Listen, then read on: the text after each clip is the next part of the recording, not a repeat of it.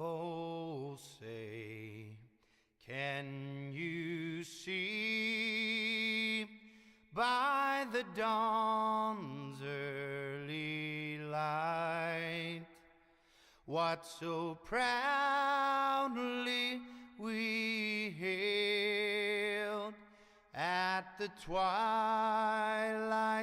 last gleaming, whose broad stripes and bright stars through the perilous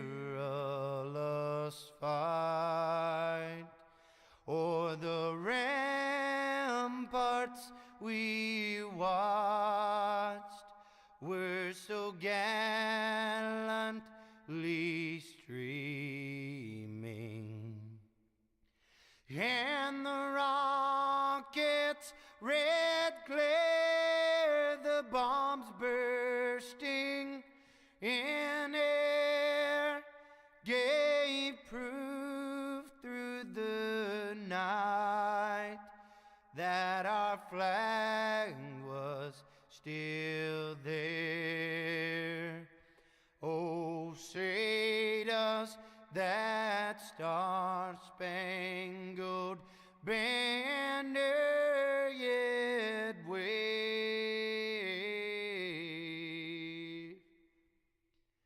o'er the land of the free and the home of the brave?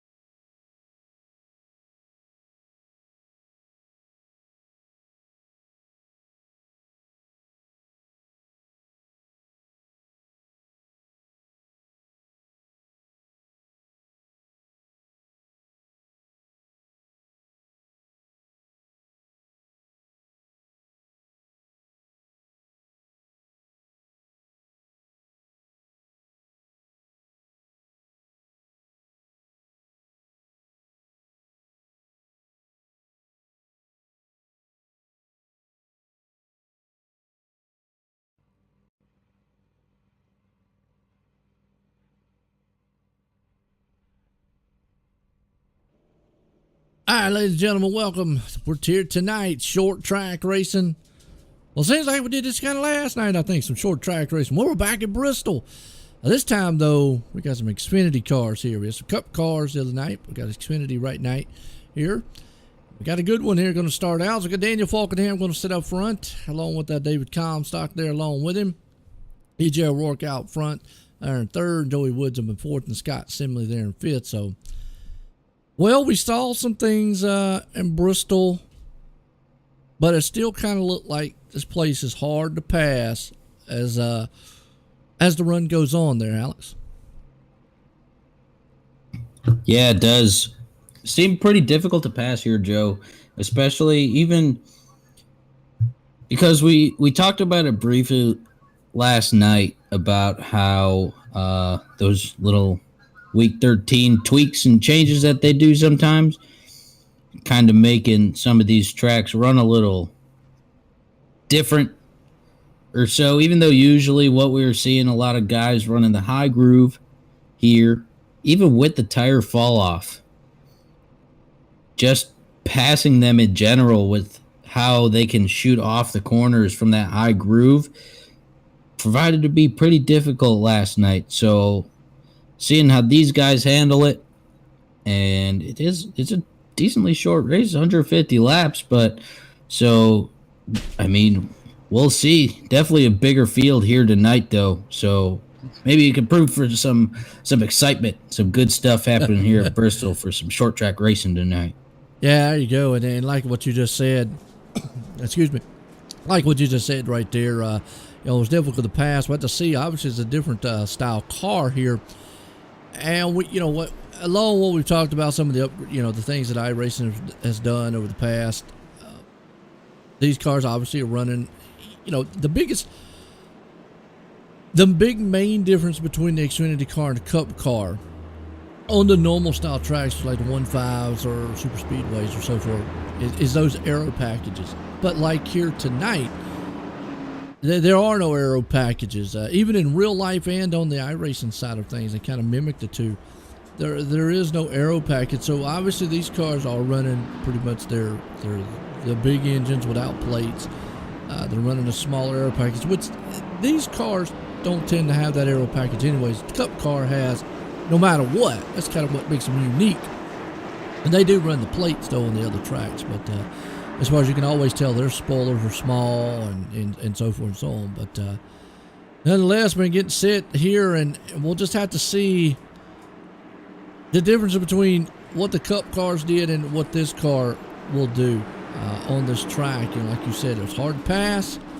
We'll have to see though if these guys get around. Big field tonight, so you're going to have to hang on to it. We know that low line get a little bit shaky as green flag flies. We're racing at Bristol. Yeah, and what you were just saying there too, Joe, about the low line kind of shaking a little bit is about how some of these cars can, even with those newer-ish tires, that low line coming off with the speeds are coming off at can send you a ways a little bit to just make you a little loose coming out, which I think is why that low line provides and makes it a little bit more difficult to pass from, as you see everyone kind of trying to shuffle their way up towards the top as much as possible. This is kind of what we saw the other night with absolutely some of these guys. Is David Comstock seems to be in control right now in his monster machine, but now we got more cars here this evening, man. And I mean, it's Bristol short track racing. And with the level of competitiveness that this league brings to the table, man, I think we are definitely in store for some very exciting action here tonight. And you can already see them trying to gather to get up there that top lane. You're going to, after that, you'll probably see some guys, single passes here, better on the long run. Like you just said, David Comstock, boy, he just jumped to the front and he's long gone. Daniel Falkenham falling all the way back to fourth. And there again, you just see a little bit of battles here and throughout. You got to go back. Right about 12th place spot here, you get side by side. Not fanned out quite yet, but definitely they're the ones that are wanting to get fanned out here. You got Chad Coleman, Glenn Campbell, Sharon Woods right there, along with Anthony Calatoni. And then from there, man, once everybody gets, kind of split up, or not really split up, but kind of get everybody up top, then that's where you're going to see the little battles. You'll see, a guy make a pass here and there or something. But what we're seeing already is kind of what we saw. Very hard to pass and very hard to get to the front. Yeah, and I think tonight as well, as the same as the other night, I think track position will definitely play a huge factor in how you either progress to the field or where you kind of just end up. Because seeing how difficult it was to pass the other night and how difficult it already looks to pass here this evening, I think track position will play a huge role. And this league, they're pretty good about making some pretty gnarly green flag runs. So we'll see how these guys go about keeping these. You're just looking at some of this action. It is jam-packed here, man. I'm just like, holy cow, looking from this point of view here, it is just crazy to see how these guys are racing super hard with each other. And these guys do a great job of keeping it pretty clean throughout the entirety of the race. So This is always pretty neat to see. Always one of my favorite viewpoints to watch, actually, from the driver's perspective. See what they're kind of looking at. But we'll see what kind of stuff we got in store for us, because I think the last 2 weeks we've gone flag to flag, but those haven't been at Bristol, Joe. So we'll see. I mean, Bristol is a tough place. This is one of them tracks you kind of expect some things, but yeah, the shot right here just shows you kind of how intense it is for a driver in there, because there's really not a lot Richard Beasley at this point can do. He's kind of just hold his line, ride. I mean, he's got a car inside of him, a car in front of him. You see a little contact up there, which is going to happen at Bristol. That's just one of those things. Bump and run comes into play. You're going to bump the wall. But you guys can see here, Richard Beasley, just not a lot he can do. He is in the preferred line, but Glenn Campbell down there at the bottom right there in the trans service machine. He wants to get up, and that is not the way to do it. That is, we saw that firsthand right there as, wow. So up and away. Yes, it was. I mean, we'll go back on the replay and show it on the outside view, but from the inside view, you can sit there, and basically that's Glenn Campbell wanting to get up there, and just got a little bit, he got a little contact right there. But Richard Beasley had the line, and maybe the spotter just did not tell him, hey, look, maybe said, you're clear. Richard's right there. And just maybe the spotter said clear, and wow, you just see that. Those cars flip over very often, but there you go. Yeah, first modified of the night. Well, we saw last night that really is not a thing. Don't give up, because you never know on one of these tracks. It definitely, you can get up there. Right. I'm not really expecting to see any pit stops at this point either. If I'm being honest, I don't think we're gonna. And there's another thing we talked about, coming through the field and passing. That's probably when we're going to start seeing a lot of guys come through the fields, when they do those all-cycle style pit stops. That's going to be the difference. But I am able to move some guys now, so let me see if I can't get a word with David Comstock up here real quick. David, join the booth. Got a copy? Yeah, let's go. Well, man, I tell you what, it's Bristol, and I know a lot of times you got to hold your breath at Bristol, but you're out front and kind of clean air. How important is that here tonight on this track? Yeah, it's important to be able to have control of where you want to run and not having to race another car, getting pinned down, or running, getting squeezed into the wall. I'm just concerned that I don't know how my pace is, if I'm burning myself up too early. I'm just trying to run the laps. I feel like it's comfortable. I don't know if I'm pushing the car too hard or not, but we'll see how things go. We're starting to get the lap traffic there, so hope we can get some more green flag runs and I can figure out what I want to do. There you go. Well, I'll tell you what, good luck out there, David, as always. All right, thank you. Right, let's get him back down to his team name. That's the name of their team, actually. It's a team name. They don't have a name yet, so it's called team name. Oh, team name. Yeah. I see it. Definitely looking at. These are. Yeah, well, I kind of dig some of these names they got going on. Oh, they do. Yeah. Look at some of them. Yeah. I got to see Worm out there. What's going on, Worm? How you doing? It's a good set to go back green flag. David Comstock, EJ O'Rourke out there. And Worm, you brought up something out there. Remember, they run 100% fuel here in this league. And the tire sets, if I'm not mistaken, is only going to be 3. So that cautions could play a factor into that as the runs go on here. You see Joey Katina now stuck down the inside. But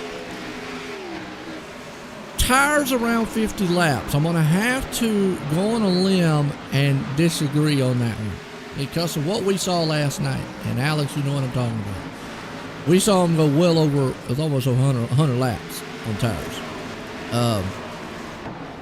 Because they went pitted at 84 and they went to lap 150. It wasn't quite 100 laps, but it was over 50. And we were surprised. I was surprised anyways. And the fact of the fuel too. So I probably go along, 120 laps fuel, yeah, because that's kind of maybe the norm with Bristol. I would say 120, 150 laps. They're not going to go that long because the tires won't last that long, but 50 laps, here's the thing on 50 laps. This caution right here definitely helps him. Because I've always said it, and I think I said it last week in a race here. If I come in the race here at Sim500, the first thing on my mind is I'm making it on one pit stop. But as the race goes on, I've actually got to calculate that. So with the way these races go here, Alex, and I know, you either going to have to one or two ways. You're going to come in and say, okay, I'm going to make one pit stop, and some guys we saw do that, like Scott Simley. And you're going to be committed to that unless the cautions just fly and they mess the whole thing up. Or you're going to come in a short pit like we saw last week with like Daniel Falkenham and company, who pitted shorter and then actually pitted again later on, which benefited from it.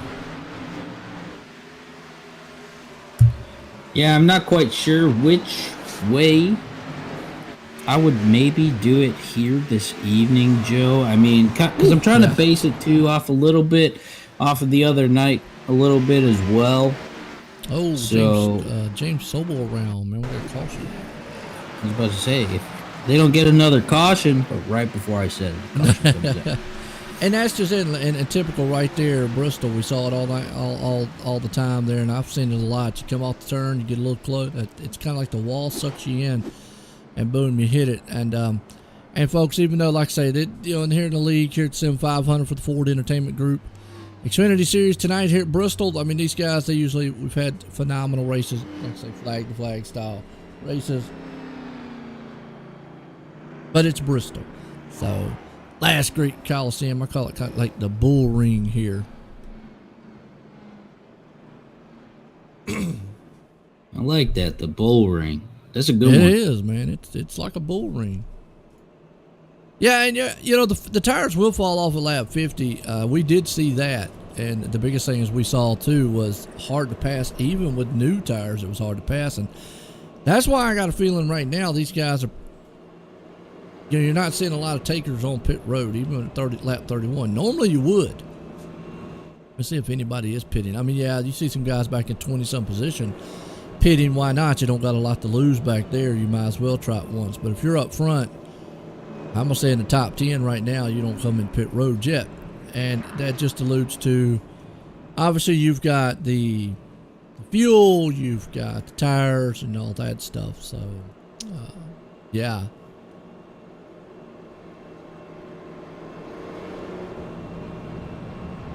Yeah. I was reading the comment, my man. Yeah, I think, because right now, literally just about now, and almost to the lap in the race the other night was when some of those guys came down before for their first pit stop. So, but I kind of like how these guys are doing it too. I agree with you, Joe. Maybe first top 10 or something like that. Probably will not be doing anything that a guy up those in front of them will be doing. Or won't be doing, they'll probably kind of stick together pretty much, especially in that group they got going right there. But that doesn't mean that someone can come up from the back. But also, you got to think about it. There's 11 more cars here than there were in our race the other night at Bristol. So that's like if you pit and you go all the way to the back because you pit, then you've got the whole field to go through, and that's a lot more cars. So that's why I think in the other race it was easier for some to come through because there was a smaller field. But since that's not the case here, I mean, I think it could provide a little trouble because even though those guys came into pit at this time pretty much the other night, those guys up front that didn't were still able to hold them off for quite a while and battle hard with them. So I think these guys are, man, not quite sure how these guys are going to handle it, but we're stacking up now, getting ready to go back green now. Yes, we are. And it has been a good one, so far. These guys been, about as patient as you can be on a short track in Bristol. As you can see right now, you still got David Comstock, EJ O'Rourke right there, Daniel Falkenham, and David right there during pits said something I've always said.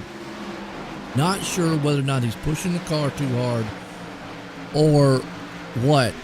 And what he refers to there is something I've talked about in the past. You get out front, you got a dominating car, you're out front leading most of the race, and then you all of a sudden get marred in traffic, whether it's the third, fourth, or fifth place back, and then you don't know what your car's doing, and by then it's too late in the race to figure it out. That's exactly pretty much what he was talking about. He knows what his car will do out front fresh. He knows it's fast, but he does not know what it'll do in traffic. Unlike right here with Daniel, okay, I know what mine will do right now. Yes, you can see right there, Daniel has a very fast car. The problem is he knows it's very tough to pass here.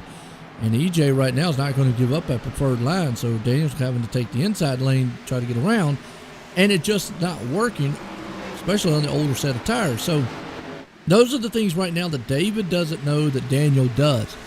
And the flip side of that is once Daniel does get out front, well, then that's the easy part, staying out front. Here's the hard part, and that's kind of what Comstock was alluding to when he said, I'm not sure if I'm pushing the car too hard or burning it up or anything, because you don't know that until you get into traffic. You don't know how hard to push the car, how hard you should push the car. Kind of like we were seeing Richard Beasley there earlier, Alex. There's nowhere he could go, so basically you can only push the car so much because there's nowhere to go. Right, and I think talking about how, just like you were saying, Joe, about how he doesn't know if he's not pushing the car too hard or if he's pushing it too hard or whatnot. I think that's pretty good. Personally, I think that's pretty good heads-up racing there. You, like you said, you know how you do up front, and so he's doing a good job, obviously, of keeping it there. He's been getting some great restarts, making sure he secures that front position. And those guys that have been behind him haven't been close enough to really battle him for it. But seeing how that's kind of running with, and that works just the flip way too, exactly as you were saying with Daniel Falkingham right there, because you were saying he knows how his car kind of runs in traffic and whatnot, and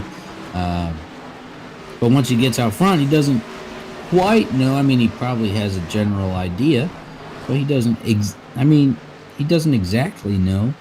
You know what I mean? So I think that's pretty heads up. I like hearing that kind of stuff. Oh yeah. I call it heads up racing. I think that's a good term for it. Yeah. And just to give you an idea too, I mean, you look right here, Tommy Ryan, who we know is deadly fast, back in 18th, Jose Gonzalez there in 16th, Kevin Brown in 12th. Some very fast drivers just cannot go anywhere on this track, and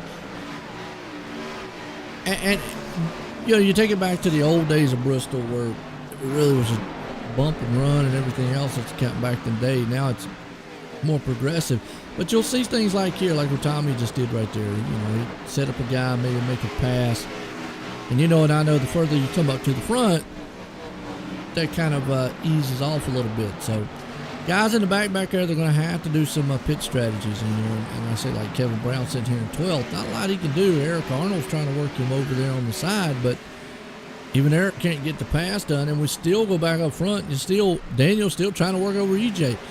But that preferred line, and we've talked about it many a times, that, or at least I have, and actually, I think we just had a race here recently, and everybody was mad at Joey Logano in real life because he didn't get out of Kyle Larson's way. Well, let me tell you something. There's two factors there.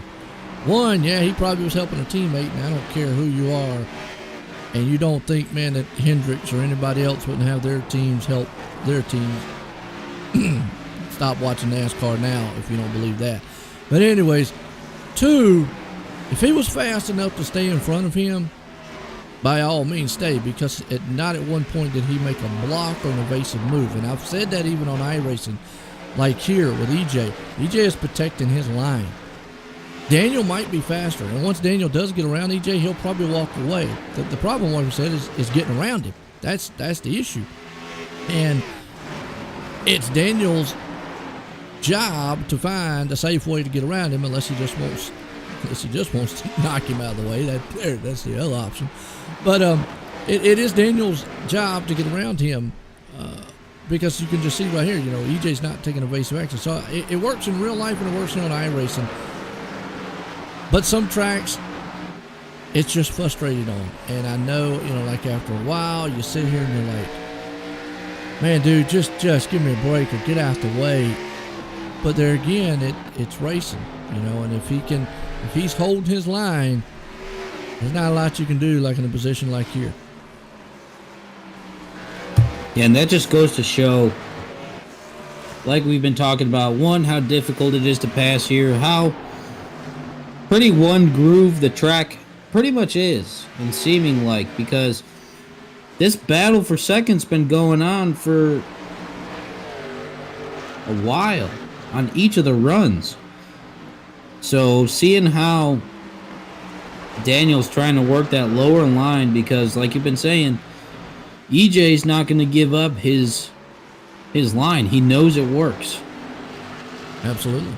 And looking at that too, I'm looking in front of him with David Comstock. He's not getting the same lead that he was getting before. They're still right there. But you can see right there with Daniel and EJ right here. Daniel gets a good run coming in, but just that preferred line is just proves to be so much better every single time so far. So I can see how, because I'm an impatient person. If I was Daniel, and I'm not saying that he's going to do this because I definitely wholeheartedly believe he won't. But if it was me, I would be getting super frustrated right now because going side by side with him like that and then having to duck back behind him again, doing that over and over and over and over and over again, knowing that I am that close, I just get so impatient and then I take matters into my own hands. But these guys are way. These guys are above that. Some guys would. And you're right. I'm right there with you. It's frustrating. So yeah. But these guys, after all that I've seen with these guys are very, very wholesome bunch. They're awesome to watch. Very competitive. And they know how well these cars run and how to run these cars, I guess you could say, the right way. There you go. That's what we're talking about. Well, now there's two factors on that one right there. As the yellow flag came out, let's kind of let's go back here. I think the lap car got up in there too, which again, not the lap car's fault, just wrong place, wrong time, and then obviously the bump and run came into play. Let's see. Kind of slow it down here. They're side by side, and actually it was a good move by Daniel. He pitted him right there. The thing about it is, I think EJ thought he was clear, or Daniel got a little loose. But nonetheless, got in that rear just like we were talking about, and that's just typical Bristol, basically. I mean, the lap car was there, nothing the lap car could do. He was on the top, and EJ wrong place, and Daniel pitted him, got him at the right time. Unfortunate, EJ just wrong spot.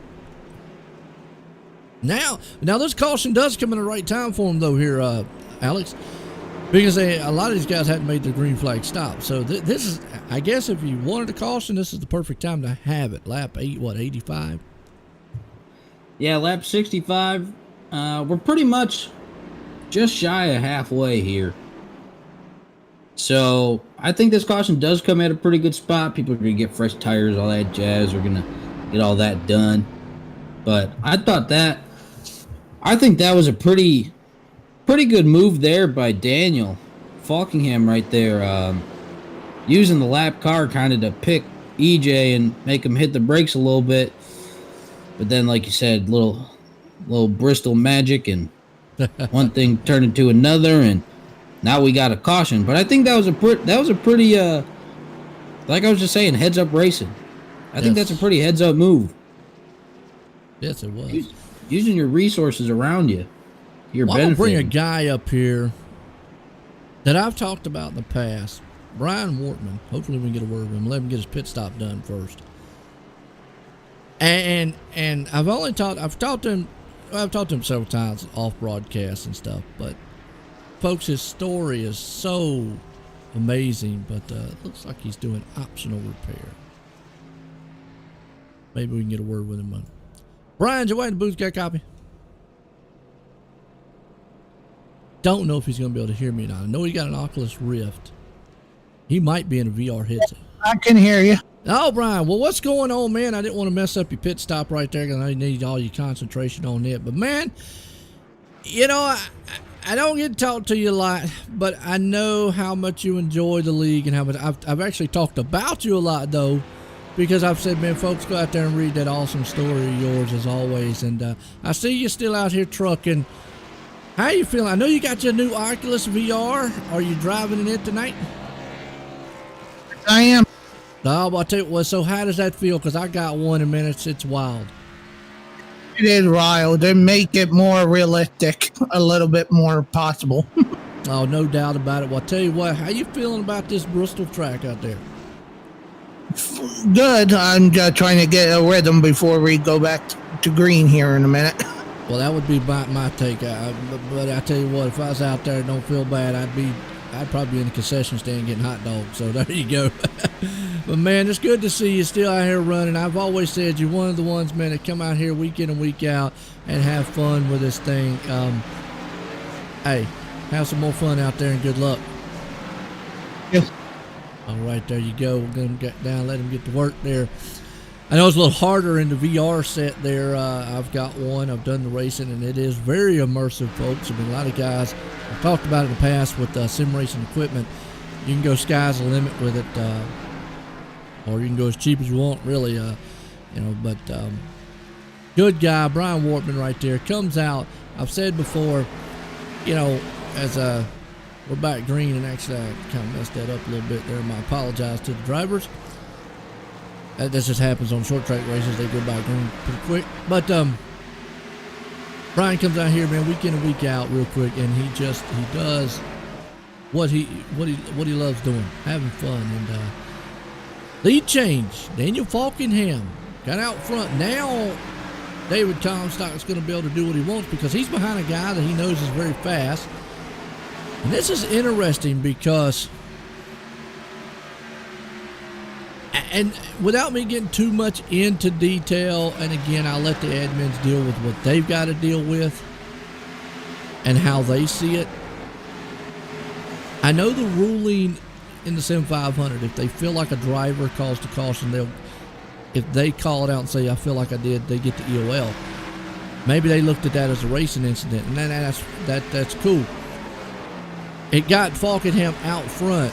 Now Comstock can probably say, all right, let me see.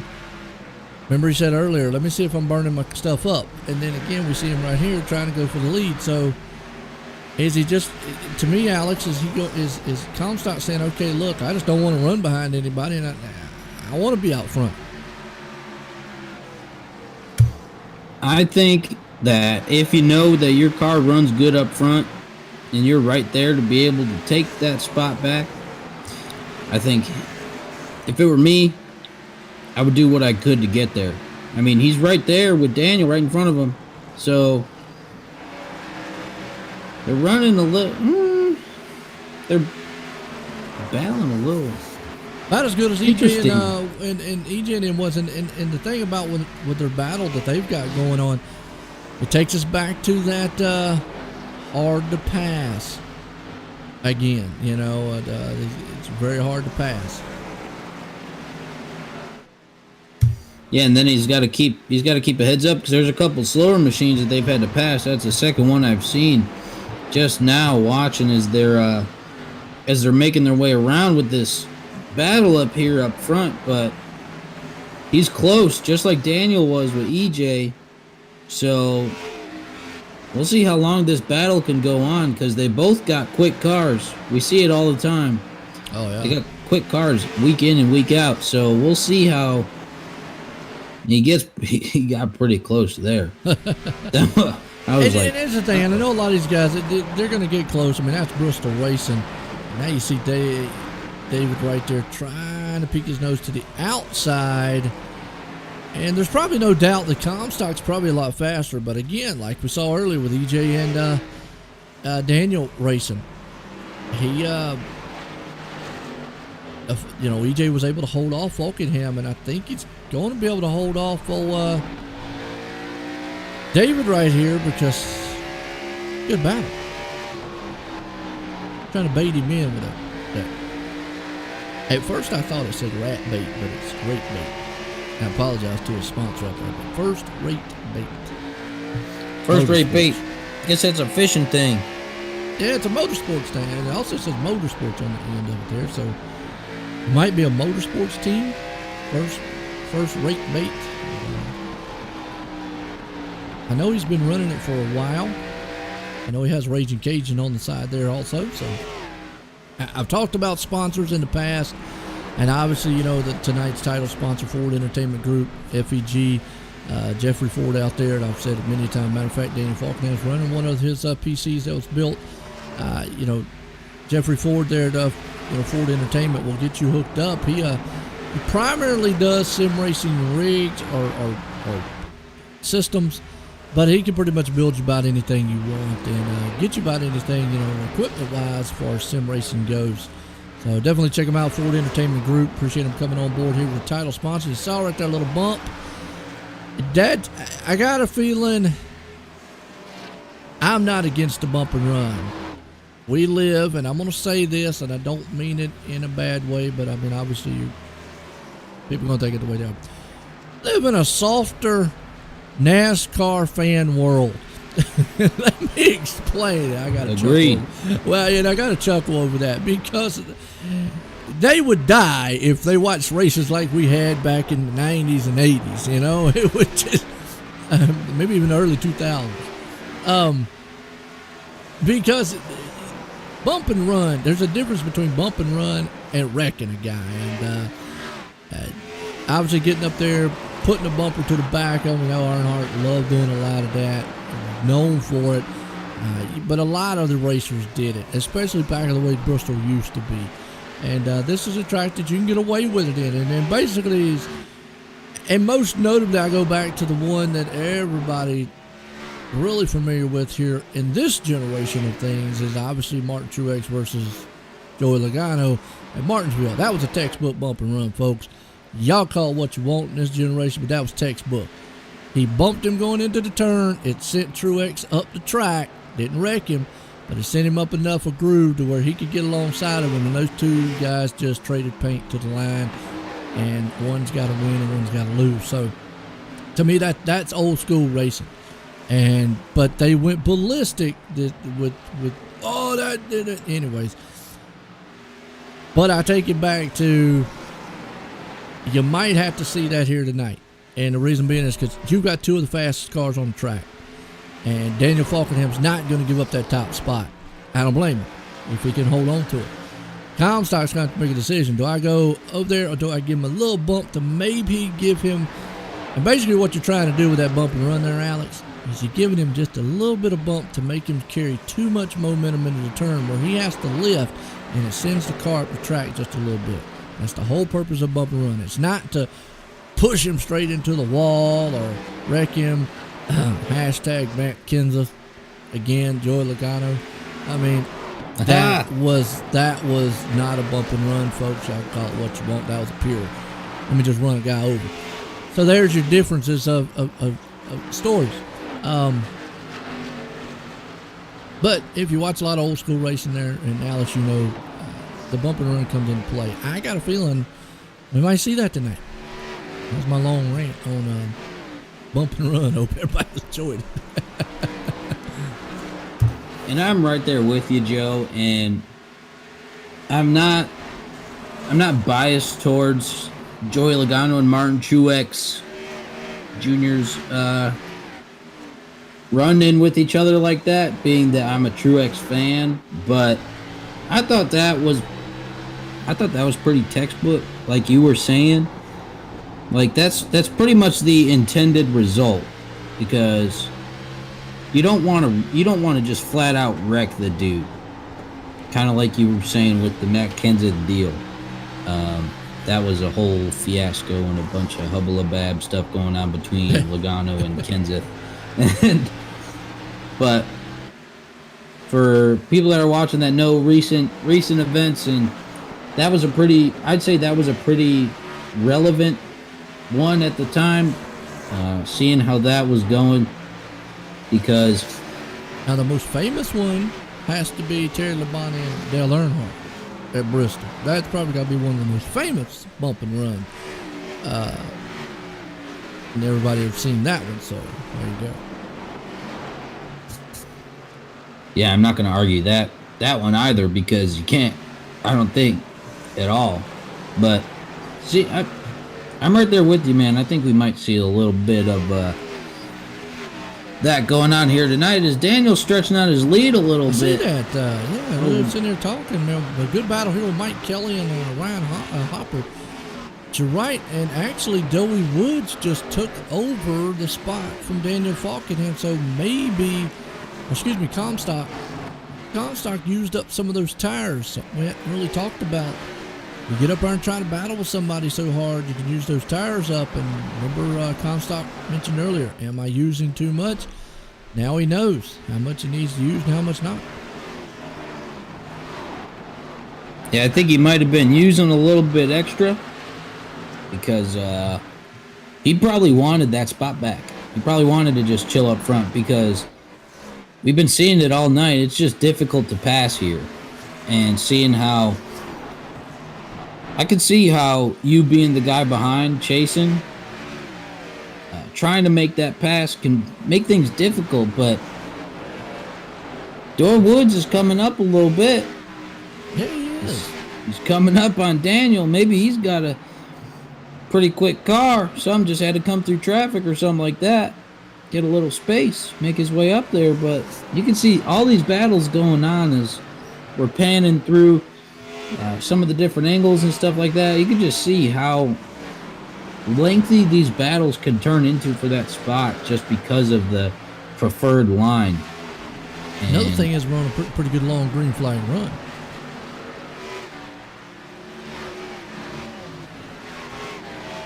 yeah, because what, we just got back green on what, close to lap 70? Yeah.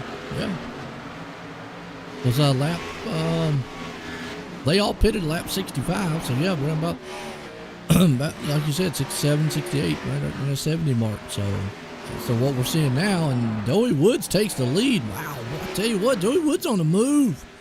Well, he took the lead for a second, then he fell back. I just saw it switch up or something like that. Joey Woods, one of the fastest on the track right now. Maybe he's got it. This might be his race. Maybe it could be. It looked like he's getting a pretty decent run into some of these corners, because he's closing a little bit.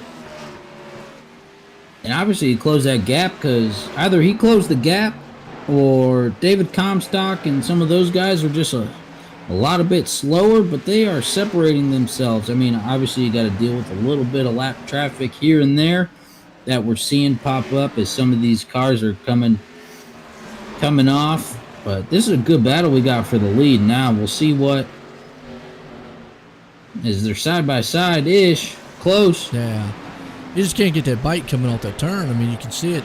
You can get it going into the middle, but coming off, that high lane's where it's at. And no matter if you've got a little bit, you have to have a lot better tires, I think, to get around somebody.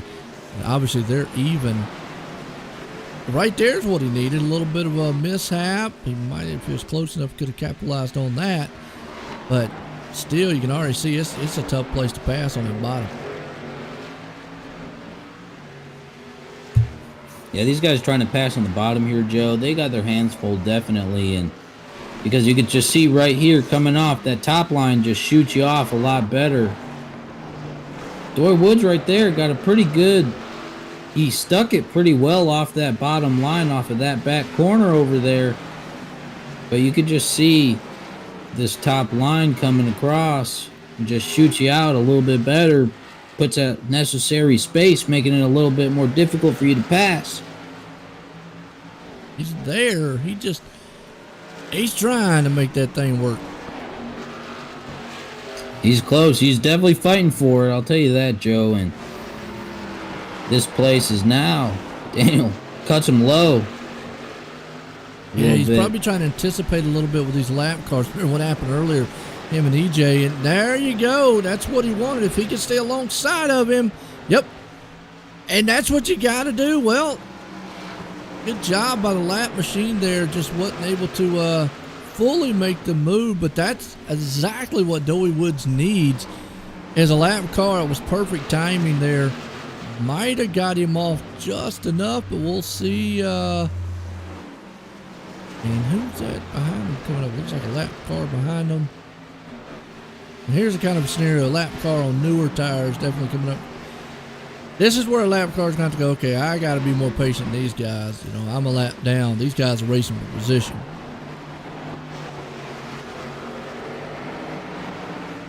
Then he's closing it. There he goes. He shuts the door. Ooh. Now, yeah, I was about to say, now that lap car is probably just going to sail right past him on those fresh tires. You can see the damage there on Daniel. I don't know if that's affecting the car any, but man, I tell you what, Doey Woods right now rumbling to the front there, and that throwback to had him on my name. I should know it. Well, we can narrow it down because I know it ain't Richard Petty. No, I'm sorry, folks. My brain just stopped working. Davey Allison. There we go. Throw back to Davey Allison. Should do that right off top. Because my brain don't work. Good throwback there to him.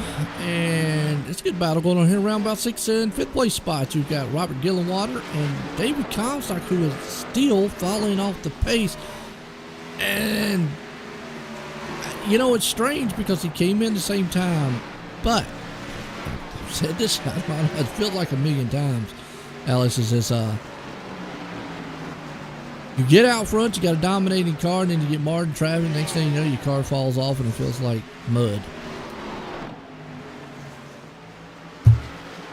Yeah, and see, that's exactly what we were kind of talking about a little bit earlier. That he brought up as well when he was up here with us. That's even how that's how I try to sell some air filters at the shop. Like, you know, like anything about NASCAR? And they're like, no. And I was like, this is dirty. This is not what the leader's air filter looks like. Yeah, there you go. You get dirty air, don't run as good.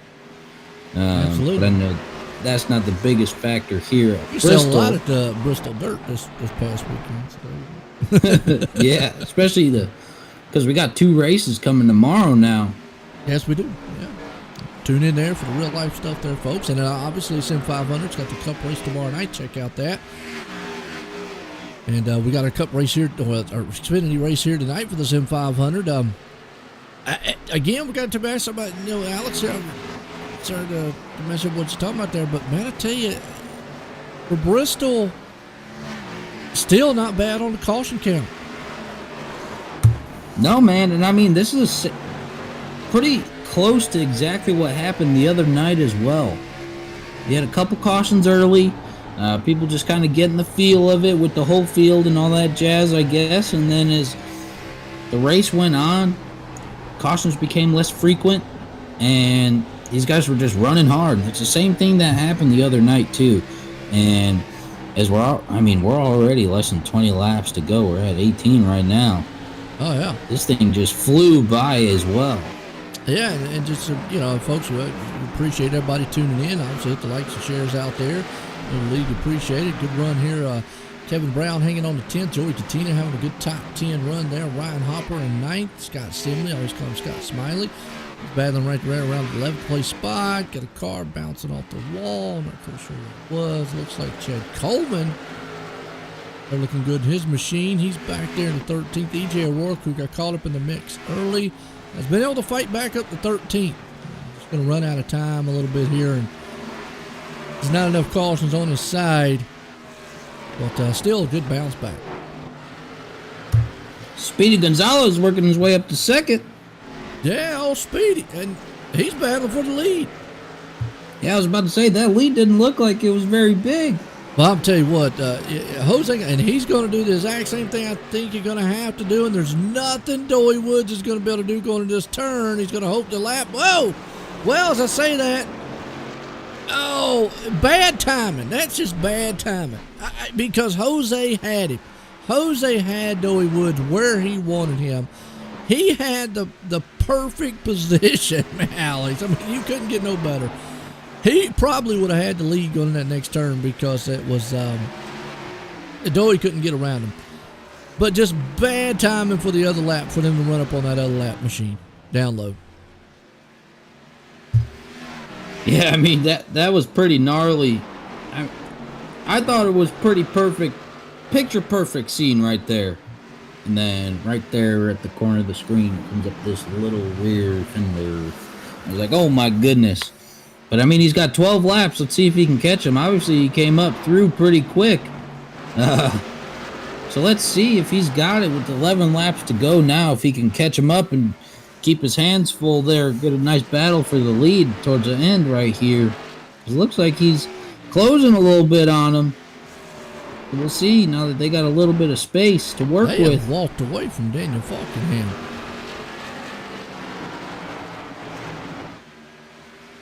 Wow.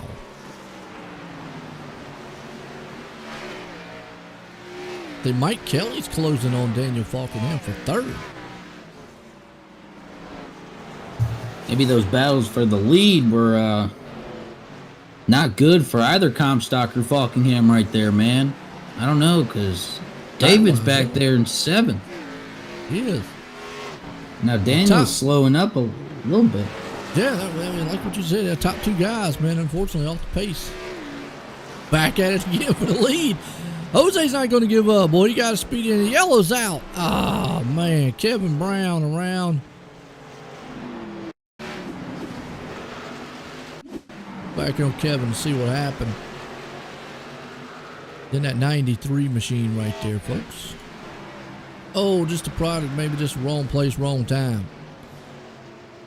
So this will be interesting. So now, let me ask a question. Been out there since lap 65. Did you come into pit?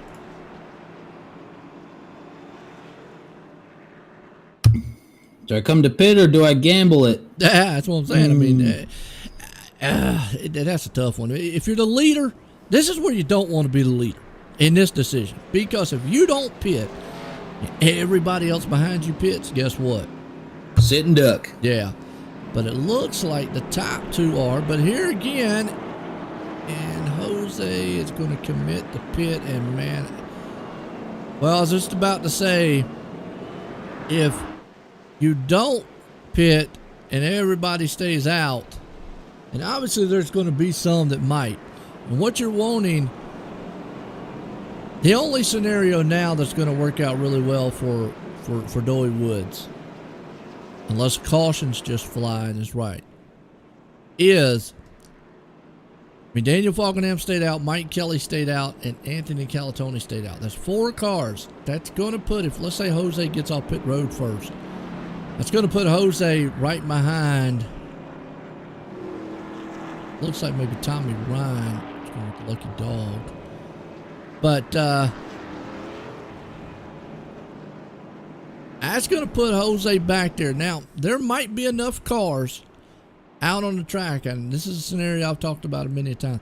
If you're going to stay out as the leader, you've got to have this right here. So there's going to be 3 cars in front of Jose Gonzalez. You know Jose's going to use those tires for everything that works. You've got to at this point. And I'm not sure that Doey can hold him off. I'm not sure that Daniel and Mike can hold him off. It's all going to depend on the restart. You got to remember those guys up front, they spin their tires. But we did see the other night where you can maybe hold these guys off for a little while. He doesn't have to hold them off long. Because go back green, it should only be, what, about 4 or 5 to go. So he doesn't have long to hold him off. If he can just keep him back there, maybe battling, Jose back there battling or something. So this is not too bad for Doey. It could have been worse. if Daniel, Mike, or Anthony would have came in, because then at that point he would have been the only car. So I've always said it before, Alex, man, I don't like being the leader and having to make that choice. Well, I think it definitely worked in his favor. I don't know if Gonzalez has enough, because they're going to be coming 2 laps to go for green. All So depends on green this white restart. checkered here. It absolutely does. All depends They're on so if he's able short. to get on the inside of Mike Kelly. If he's able to clear Mike Kelly and clear David Comstock within, I'm going to say, a half a lap to a lap, as the green flag does fly, if he's able to clear them, and, you know, he's definitely going to take a 3 wide. And, yeah, there you go. That's just new tires. That's all that is. And now, yeah, Doey Woods got his work cut out for him, and he knows it. There's just no way. And then, yeah, CJ O'Rourke sent that thing in there, and Jose took, well, the white flag, did the white flag come out before the caution did? Yes. We're going to have to go back and watch that wreck because, folks, the caution did not fly for the simple fact that Jose Gonzalez took the white flag before it came out and is going to win this race here. Doey Woods is going to come home in second. David Comstock. Now let's go back. Let's go back on EJ because That's a little fishy to me. well, let's go back here a little bit.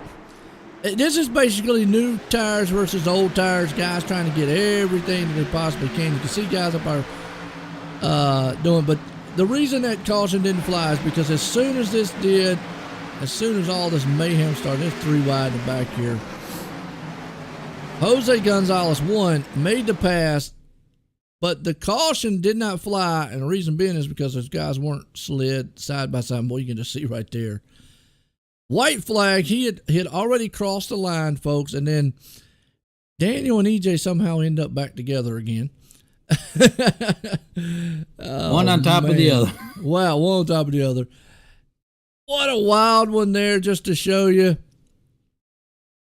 I mean, you got cars all over the place. You can see how much the track just kind of just tightens up on you. Daniel Falkenham, unfortunately, around. But that was the last lap fiasco. In the meantime, Jose Gonzalez was coming out of turn 4 and was going to take the lead. That's why he had to blow up right there a little bit. But, man, I tell you what a run. What a race it was for that man right there. Jose Gonzalez. He's gonna burn it down. And he's got to be a happy camper. He has not won in a while. That right there. Typical Bristol, man. That was just wild. Yeah, I think they no, Apollo's cheering now. He's But happy. I think they didn't throw it because those cars like pretty much corrected with themselves in the wall. They did, yeah. They And then corrected. once EJ was up on the hood, Gonzalez over here was definitely way past the white flag. So Yep. Yeah, once he crosses that white flag, I've always said it doesn't matter from that point, they can kill themselves. And that's kind of just what happened. Now, if they would have turned coming into turn 4 and the caution would have flew, then yes, it would have been a different subject there. So, but nonetheless, let's bring up our third place man, David Comstock. Let's get a word with him. hey, David, it's Alex up in the booth. You got me?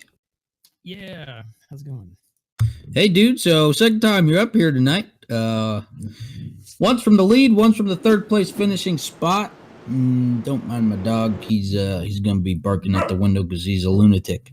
But anyways, dude, you were talking about it. Your car running pretty good up front, and then you get a little bit back in traffic. It provided a little bit of an issue, slowing up a little bit, but you came through at the end there, man. Securing that third place spot. How'd you make it happen with all the mayhem happening there, dude? Well, we all got 3 wide on that initial restart, and so it turned into a super speedway race on a half mile racetrack there. So it got pretty wild. It's a mix of old tires, guys that stayed out, and new tires, and just everybody met. Contact was made, and I was on the bottom, and that's where I restarted. So I just rolled the bottom, try to find a lane, and I was just following Gillen water, and somehow didn't get clipped. Everybody behind me, I just looked in my mirror, and it was just all mayhem. So, and then the last lap there, a little chrome horn action to get Gillen water to be able to get third place there. So, it's Bristol, short track racing. Contact's gonna happen. Hate that it was a late yellow there that took the win away from Doy Woods, teammate there. So, and Daniel was running really good there in second. He took taking the lead and had done a really good job holding me off. I was trying to get by him there after that restart when he came out of pit road ahead of me with the lead. So, it's a shame that none of us on our team was able to secure a win, but so it would all show good runs tonight. Yeah, and you guys kept it pretty exciting here, man. Seeing how tough it was to pass here was definitely something pretty awesome to see. Definitely saw some very long, stretched out battles for positions going on, man. So, like you said again, man, you're running pretty good up front. You get back in traffic a little bit, provides to be a little bit of a handful for you. Coming in after that, after being back there, you were hanging out kind of mid top 10, 5th, 6th, 7th-ish or so. And then for this, did you have anything really planned to try and gain any spots you could to get there, kind of finish a little better? Yeah. Just try to go wherever what line is moving, whatever it's making forward progress, and just hope that if something happens, you don't get caught up in it. Before that yellow, I was hanging on. Like I had a bit of a buffer gap to the next group of cars behind me, but I think I was 7th, and I was hanging on for dear life. That right front was gone. I used it up trying to get by Daniel, trying to sneak to the outside because I tried the bottom and just couldn't get a run materialize. So I was trying to sneak to the outside, but just carrying and getting on the gas so hard, driving in the corner so hard, trying to get the timing right, and it just cooked the right front. So, and that just snowballed to where I was at prior to that last yellow. But yeah, just that last restart, just absolutely mayhem, and just hope the lane you're in works and moves, and you don't get caught up in any mess that may or may not happen. And this go around, we were in the right lane and didn't get caught up in anything. So good run. Yeah, it worked out pretty good for you, man, especially coming from where you were sitting at, kind of making it through all, like you said, all that mayhem going on around you. It was pretty gnarly to see from the viewpoint that I was looking at. But anybody you want to give a shout out to, thank for this nice third place finish here at Bristol this evening? Yeah, I would like to thank Sim500 for providing our leagues, FEG for sponsoring our series, and you guys for broadcasting, everybody, all my teammates at Team Name, and sponsors racingbiz.com, snapmobile.com, Moss Energy, Oakley. I appreciate everybody out there watching. Thank you. Awesome, man. After a pretty solid, dominant race there at the beginning, second portion came up a little bit shorter than you probably would have anticipated, but you made it work out, man. Coming in here, making your way through the field again there on that last little 2-lap stretch there, green, white, checkered, and coming in with a nice third place finish. Nice to have you up here again with us, man. Thanks. There we go. David Comstock there, like I said, pulling off, coming home in third here tonight. Well, this man, Doy Woods, he was just 1 lap too short and a pit stop out, but he was had a fast car. So let's get a word with him. Hey, Doy, it's Alex up in the booth. You got me, man? Yeah, buddy. All right, so here we are, coming up through the field, taking the lead away from Daniel Falkingham there, and then having a battle with Jose Gonzalez. And what was that little fake pit stop move that you were trying to do there? Run me through that. Well, the guys back at the shop gave me a good piece. We was off the last couple of races just being too tight, and I believe we've worked that out and had great tire wear, and really didn't know what to do there. It's been a while since I've had that raw speed to be able to compete for the win, and I just got caught up and racing hard, and just really didn't know what to do, but to just within doubt stay out and hope for the best, which it almost worked out. But you know, you win some. Hey, you live by the sword, you die by the sword. Yeah, I like that saying. When in doubt, stay out. Came up super close for you, man. I mean, Jose came screaming up. So coming up like that, you said you got a little bit of little tweaks and changes you had there. Seemed to work out pretty good, man. You definitely came up through and were definitely competing. Had a nice battle going on with Daniel up there for a little bit for the lead, and then you took it. So making it come up here at the end, I thought that was a pretty good play myself personally. I thought it was going to work out, but then, as David Comstock said, it became a super speedway race there at that last green white checkered because everyone was going three wide, pushing for position, man. So, did you think you could have held off Jose if he stayed back behind those couple guys behind you, or what were you kind of thinking about that? Well, it's a long season, you know. There's things I could have done that maybe I would have won tonight, but I might have would have made a mortal enemy for life. You know, sometimes you just got to know how to lose when you know you beat, and sometimes if it was the last race of the season, yeah, I would have, you know, Carl Edwards and Brad Keselowski wouldn't have nothing on me, that's for sure, because I'd have won. But you know, it's you know beginning of the season still, so I'm just gonna you know don't want to race 30 into the last race because that's when all hell breaks loose anyway. So I'm gonna wait till the end and then turn up the wick because I'm definitely battling for that championship, the last race of the season. I'm gonna be there. And I'm going to be there week in and week out. Everybody's going to have to watch out for me. Okay, I'm going to win 10 races, and everybody's going to know I got the baddest cat in the alley, and that's the bottom line because DW said so. And that's what I like to hear, man. Super respectful go about it, and also very, very confident in yourself. I do definitely saw a glimpse of it tonight. Hopefully, you get to see some more here coming up in the rest of the season. But anybody you want to give a shout out to, thank for coming in here, racing hard, pretty very dominant race here at Bristol this evening. Coming up, second place. Well, all the guys that's on the TeamSpeak channel, you know, iron sharpers iron. You know how to sharpen that blade. You got to be around a bunch of sharp blades. And I'm around a bunch of sharp blades. And we ready to chop them up. So everybody better be ready because we taking it all. We ain't sharing none of the pie.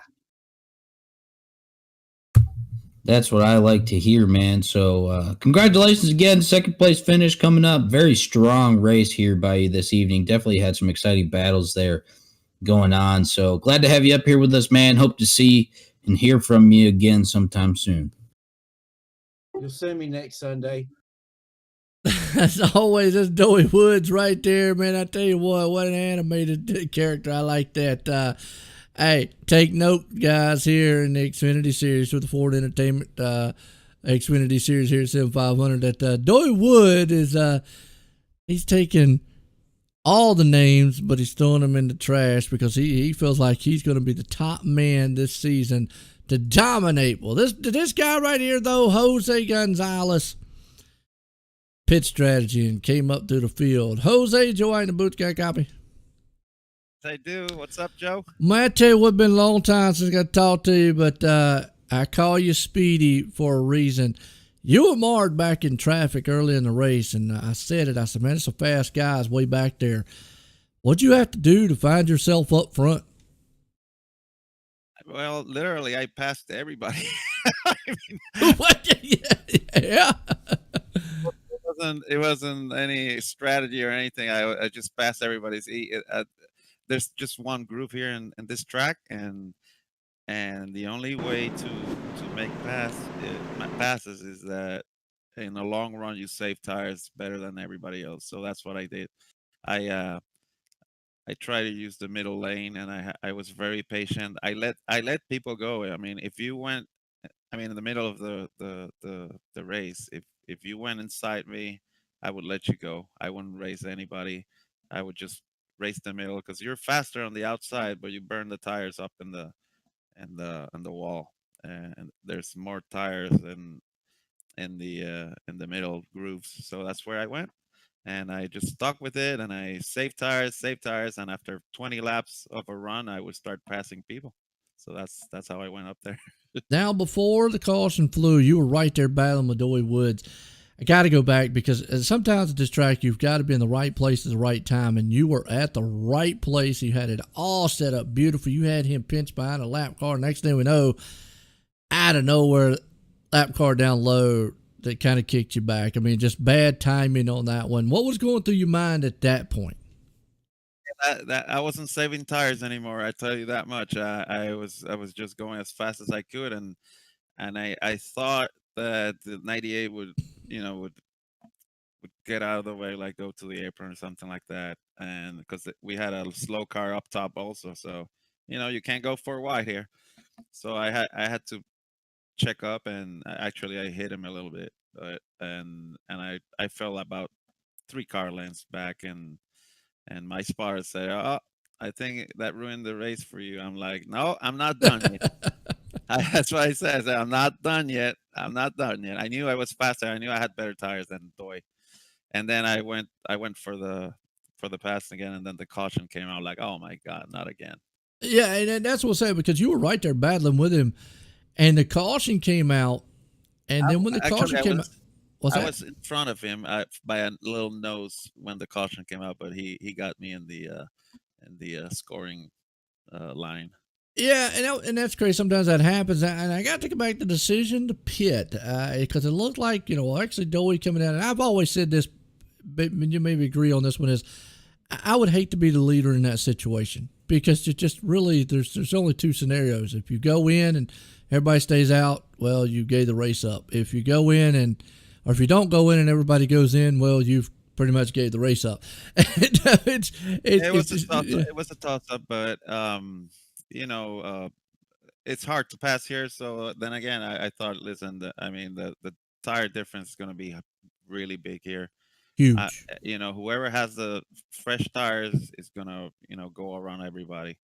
But it's a toss up because when, got old tires and new tires, there's going to be a wreck. So I figured I go take 4 tires, and then my teammates said, "Oh, Jose, you're screwed. Everybody stayed out." I'm like, "What?" And I saw all the cars going out. I'm like, "Oh my god!" But they were like lap cars and stuff. And when I came out, I saw I was 5th. I'm like, "Oh, I got this." And with that, you came out in 4th, and I've always said this: sometimes at a certain point, it does benefit the leader. But I also said there at the end, I said, if you could clear Mike Kelly and them within a half a lap or so, Doey was in trouble, and you sure did. I mean, those new tires showed. You blazed through the field. I mean, like I say, I've called you Speedy Gonzalez for the longest now, and man, you definitely are fast, and it's good to see you in victory lane here tonight. You pulled it off. Great strategy, fast car. You got anybody you want to thank? Yeah, I'm gonna thank my teammates. We've been very supportive of each other. Sim500. We've been sharing a lot of information this year, and all of that information, it's getting all of us to be a little quicker and better on the races. So my hats off to them. Man, I tell you what, Jose, it's always pleasure, man, to talk to you. I always talk about your you still got your truck that you run around, the food truck. Yeah, I do. Yeah, there you go. I said, man, the man's got, I think he said he has, what was it called? Fast Meatballs or something, wasn't it? It's called the Meatball Company. The Meatball Company. See, you need to give me like a logo or something. I can yell out the Meatball Company. Ain't it? I might have mistake. Is it Jamaica area? What do you mean, Jamaica? Where are you from again? Puerto Rico. My bad. I keep saying Jamaica. I keep telling everybody he's from Jamaica, but Puerto Rico, folks. Okay. You don't need any passports to come over here as part of the USA. So okay. My bad, folks. I've been telling you all wrong. You can come down and visit us in the Miramar Food Truck Park in San Juan. There you go. Ask for me. You're gonna meet me. Absolutely. There you go, folks. If you're Puerto Rican area, definitely check out Jose Gonzalez. I mean, the man's fast on the track here at Sim500. He's got some fast, man, food service there, too. Again, Jose, congratulations on that win. Thank you, Joe. Always. Right. Oh, my bad. Sorry about that. Well, I tell you what, though, man, it's always a pleasure to get to talk to old Jose up there, man. It's wild to get to see him, and it's good to see him back in victory lane. It's been a long time, but Alex, what a race here! You couldn't ask for really. I mean, I guess you could ask for a little bit better, but it actually was a very, very clean and good race here. Typical short track racing. Yeah, I thought the race was great, man. Seeing how definitely keep bringing it up, how hard it is to pass, which is providing some great battles here for us and everyone watching, man. That's always super exciting racing to see, and seeing how some little bit of pit strategy there at the end worked out for Jose coming up. He's got some chipper stuff for his patrons tomorrow at his food truck or whatever. That'd be pretty neat to be able to get some of that. But Oklahoma's pretty far from Puerto Rico, so yeah, me too. Yep. But nah, man, I thought it was pretty neat seeing the racing here tonight for the Sim500. Man, these guys always show up, put on a good show, and they did not falter tonight, man. Absolutely. Well, folks, it was an awesome race here. Jose Gonzalez out there pulling off the win here. As we're going to leave Bristol with myself and everyone here at Sim500. Have a good night.